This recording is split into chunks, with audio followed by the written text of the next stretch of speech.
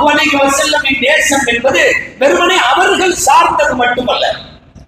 அன்பானவர்களை, யாராவது ஒருத்தர் பிடிச்சு போயிருச்சுன்னா, யாராவது ஒருத்தர் மேல மஹப்பத் ஆயிருச்சுன்னா, பிரியம் ஆயிருச்சுன்னா, அவர் மட்டும் பிடிக்காது, அவரோடு தொடர்புடையவர்கள் எல்லாம் பிடித்து போவார்கள். அவர்களோடு நெருங்கி இருக்கிற எல்லாம் பிடித்து போகும். சாதாரணமாக அப்படித்தானே.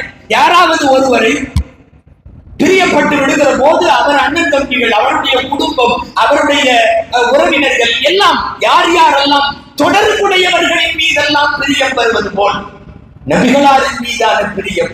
மதீனத்து மண்ணை நாம் நேசிக்கிறோம், உஹது மலையை நேசிக்கிறோம், பத்ர் மைதானத்தை நேசிக்கிறோம்.